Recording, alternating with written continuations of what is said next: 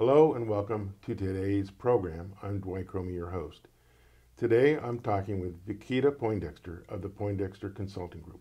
Welcome, Vikita. Nice. Thank you. Thank you for having me, Dwight. Well, I understand you're one of the award winners of this year's Spirit of the Entrepreneur Awards. What was that like?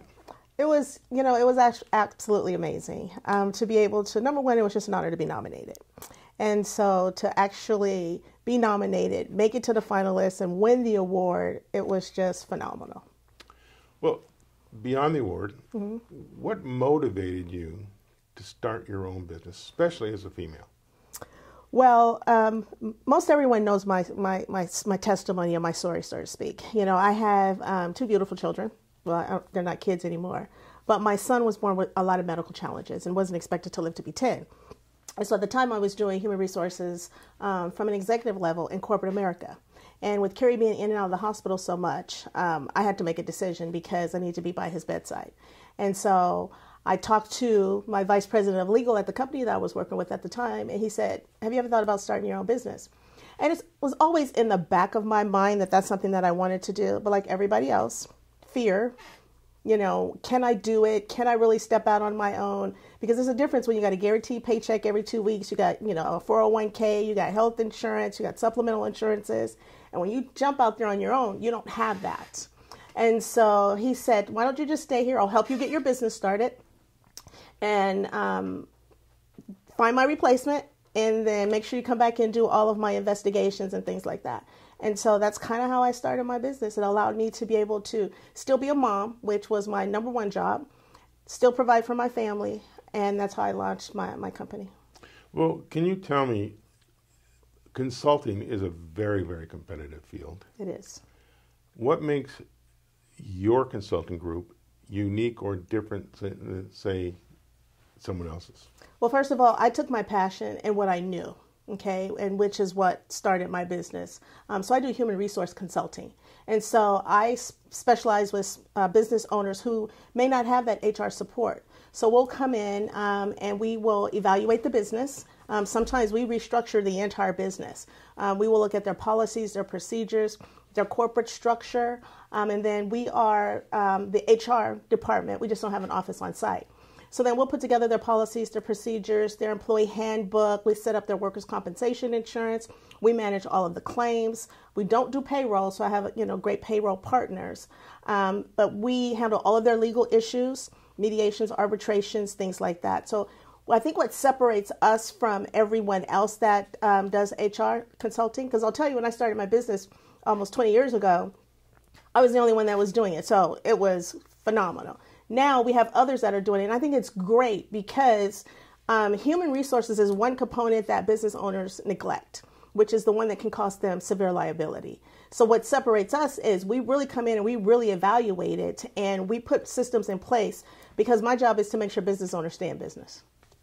So it's quite a bit of work you do. What are the, for a business owner, what are the key products or services that you provide that are really, truly beneficial to that company that, you know, they really can't or shouldn't live without? Compliance. So we're currently in 7 states, California being our most complex. So employment law in California is a little challenging because in California, it is an employee-friendly state. It is not employer-friendly. So there's a lot of compliance that employers have to be compliant with depending upon the industry. Every industry is different. So food and beverage is different than hospitality versus the medical. You know, so you have some Cal OSHA compliance, some safety compliance. And so if a business owner is not compliant with that, the fines and penalties are astronomical. I'll give you an example. In California, you have to pay overtime for anything over 8 hours a day. Federal is anything over 40 hours a week if you're an hourly employee. California also says that an hourly employee must have a 30-minute uninterrupted meal period at the 5th hour. So if at 5:01 that employee hasn't had a meal period, then that employer could be subjected to fines and penalties in the tens of thousands of dollars. So what separates us is assisting those business owners with making sure that they're compliant. How do we put these systems in place so you're not courting these fines and penalties? So I think that's the key component that business owners really are looking for, because it's so expensive number one, to do business in California, and the liability is so huge. For those businesses that you serve, like in any business, there are certain industries that you focus on. What or who is your key business? What was be your target business market? For me, it was an employer that had 100 or less employees. And so specific industries, I didn't just like target food and beverage, or I just didn't target like the medical industry. Because at the end of the day, HR is HR. Like there's certain things that you have to do. There's no way around it. And so my core market is for an employer that has 100 employees or less. And so we will go in and we'll talk to the business owner, because as a business owner doing business in California with employees, there's personal liability that's attached with that business owner as well. And as the laws consistently change in California, California tells, their thing is, it's not what you didn't know, it's what you should have known. So they don't give you any grace if you didn't know that you were supposed to be compliant with something. So we really try to educate business owners regarding that. But my core clientele for me is any business that has 100 or less employees who may not have that HR support. Well, like in any business, especially businesses of those size, culture is king, or culture is critical in being compliant. Absolutely. So is a part of your service helping those businesses develop a culture of understanding of that? Absolutely, because happy employees don't sue, right? And so my personal philosophy that I adopted years ago when I first started my career in HR is, if you take care of your employees will take care of the business. If you don't, they have the potential to shut it down. So what can we do in order to assist employees with being happy in the job that they're performing? I'm a huge football fan. Okay, I believe, and my team is the Dallas Cowboys. I believe that they're the best team in the NFL, and everybody else is just there for the Cowboys to play. And the reason why I love football is because it's a team sport. The offense can't do their job without the defense. The defense can't do their job without the offense. And it's the same thing with employers. Employers have to understand that their employees are their best assets. How do you help an employee excel in their particular career? What is it that they ultimately want to achieve? How things were 10 years ago is not how it is today. People don't go to work for a company now and think about retirement. They're there for maybe 2 years maximum, and they're on to something else. But what is it that you can do as an employer to help that employee be the best employee that they can be for those 2 years, and help them to move on to whoever their next employer is going to be? So that's how we come in and really kind of talk about, establishing a good culture, because it's advantageous for the business owner, and it's also beneficial for the employee, because employees want to feel like they're a part of something that's bigger than just the company. Now, in any industry, there's constant changes, constant things going on. What do you see for your business or for the businesses you serve coming down in the next 5 years, whether it's things in the business world or legislation? What do you think or see on the horizon? Well, right now, it's the biggest employment nightmare for employers in California is Assembly Bill 5, and that's the whole Dynamex issue. And that is a law that was established that it basically talks about the whole independent contractor issue. And so employers are really upset about this particular law because it's really having a negative impact with business owners across the state. So that's a huge one that we're dealing with right now. Every year there's some different changes. Assembly Bill 5 is one. The California Privacy Act is another one. Minimum wage is going up. Travel time is going up. Paid sick leave is going up. Employers are now going to be required to offer a retirement plan for their employees.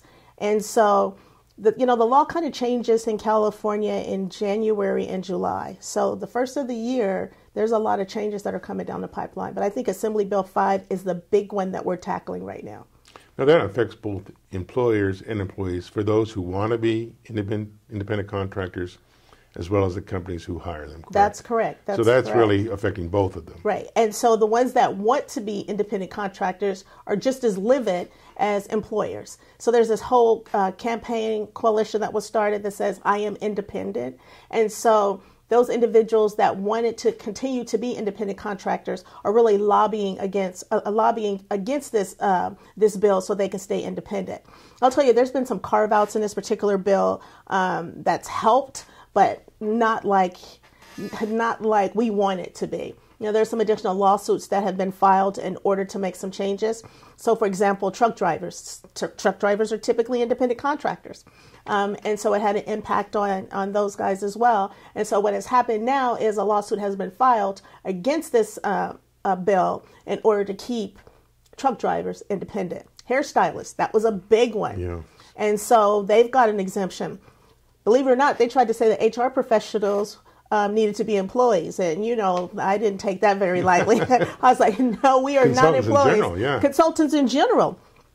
Real estate agents, financial planners, insurance agents. These are people that are independent that have multiple businesses. And so what we do is, yes, the law is complex, but it's California. Nothing surprises me when it comes to employment law in California. The goal is, it is what it is. What do we need to do to work around it? What do we need to do to be compliant with the law and still be able to do what you need to do? So what I do is I kind of go around and educate business owners as well as independent contractors on set yourself up as a legitimate business, and then you may not be courting some of that liability.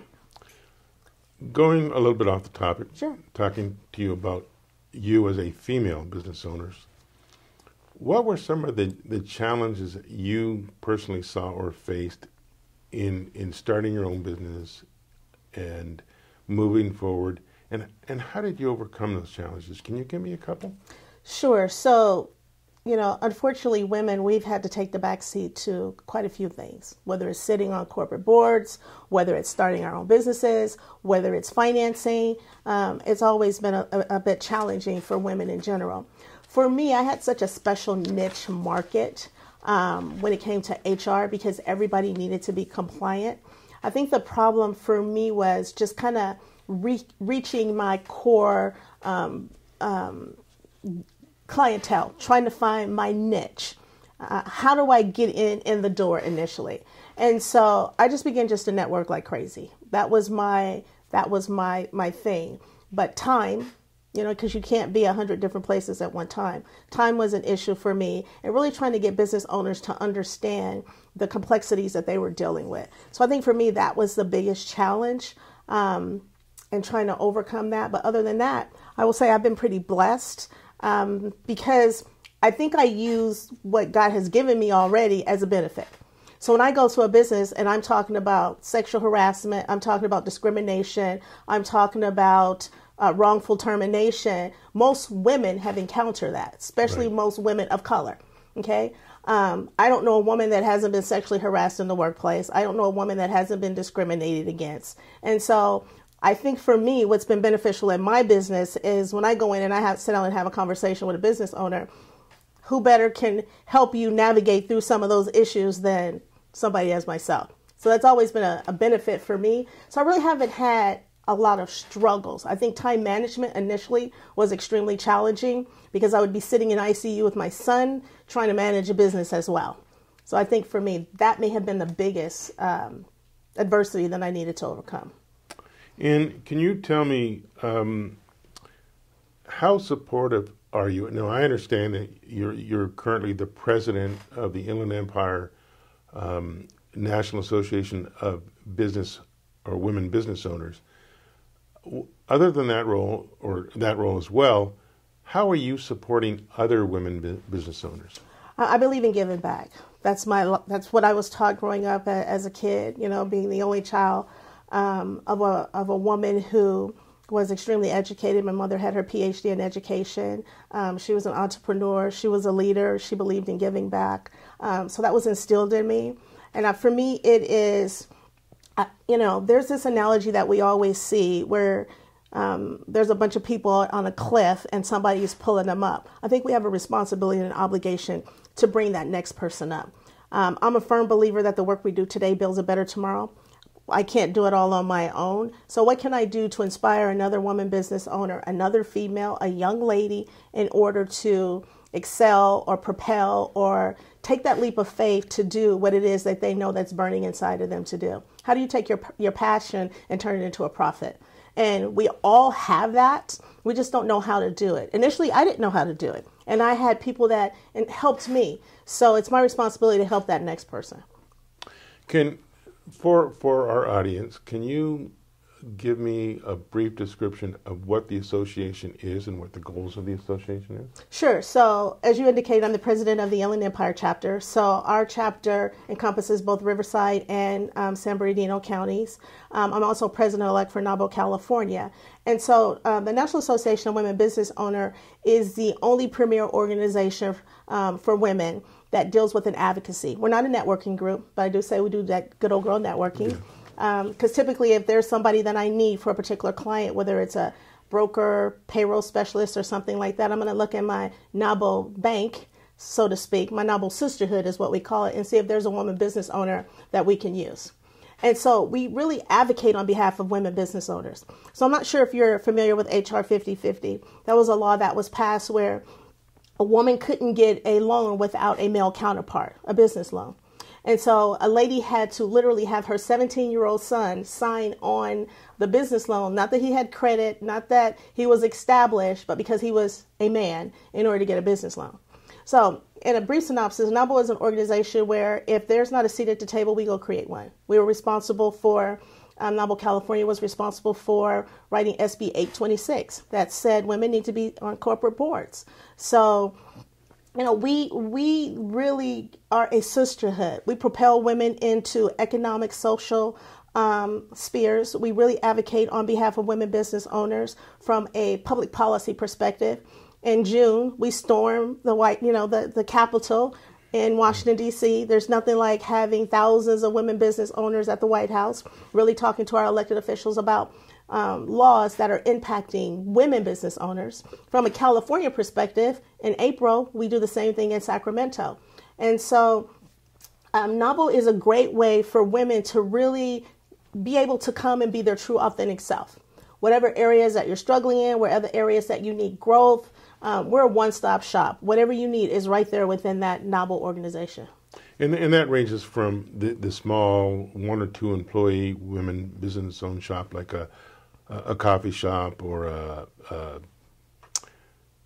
an antique store. Absolutely. So it really represents the full range of business women owners. We represent every single woman business owner out there, whether they are a solopreneur or if they're running a multi-million-dollar organization. We can meet that need at every level. We have different, because what a solopreneur needs is somebody that's different, that's been in business for 20 years. Somebody that has 5 employees, maybe trying to grow to be in what's called our NABO circle. Our NABO circle are for women that are grossing over $1 million a year. We get together once a year on an annual basis for our national conference to really be able to provide workshops and information and mentorship and leadership and everything like that for women to be able to take their businesses to the next level. So it doesn't matter where a woman is within her business, we're able to meet whatever need that they're having. And one of my final questions is, from a leadership role, both as a business owner and as a female, what words of advice would you give to people looking to start their own business, or a young woman looking to venture out? So for me, just do it. I think Nike coined that phrase, but so many times we let fear stop us from taking that leap of faith. And you're never going to get anywhere if you don't live on the edge. And so I'm one of those people where I just kind of leap on out there. If I fall, that's fine, but I get up. So I tell women, don't be afraid to try. Failure is in not trying. You can't fail if you try. Surround yourself with people that have gone through it and are willing to help you reach that next level. Your sphere of influence is very important. So you really have to analyze that. And then they have to be prepared to, each time that you excel, those same people may not be able to take you where you're trying to go. So you have to be open to receiving information from others that have paved the way before you, so to speak. So I like to tell women, hey, be encouraged. This is our time. This is our season. We have been put on the back burner for, long enough. So if you don't capitalize on the momentum that is going on right now, then you're going to miss out. So definitely just, find your passion and just jump. I think it's just important just to try. Well, my final question is kind of a follow-up. If there's someone out there that needs HR service, or there's a woman out there that would like a little mentoring or support, how do they get a hold of Vikita? So you can reach me. My website is www.pcghr.net. Telephone number is 951-926-9069. So you can learn more about the HR services that we offer. We have it in multiple languages, 7 languages to be exact. So we want to be able to meet the need for every business owner. For women that are really trying to jump, are ready to jump, come be a part of the National Association of Women Business Owners. I'd love to meet you. Our contact information is 951-NABO-IE. We're having a mixer. So look on our website at naboie.org, nabo-ie.org. It's a lot of websites to try to remember. And I'd just like to say this also when it comes to NABO. NABO is a national organization. Okay, we're not just in the United States, but in other countries as well. So we like to say that you're being a part of a national organization with a local experience. So I look forward to meeting you and would want you to be a part of this phenomenal sisterhood. You're going to make some long-time relationships that you just, right now, as a woman business owner, can't live without. Thank you again, Vikita, for your time. Thank you. It's been very educational and informative. If you'd like to learn more about Vikita, we will supply you with that information. Again, this has been Dwight Cromie. I want to thank you for watching our program.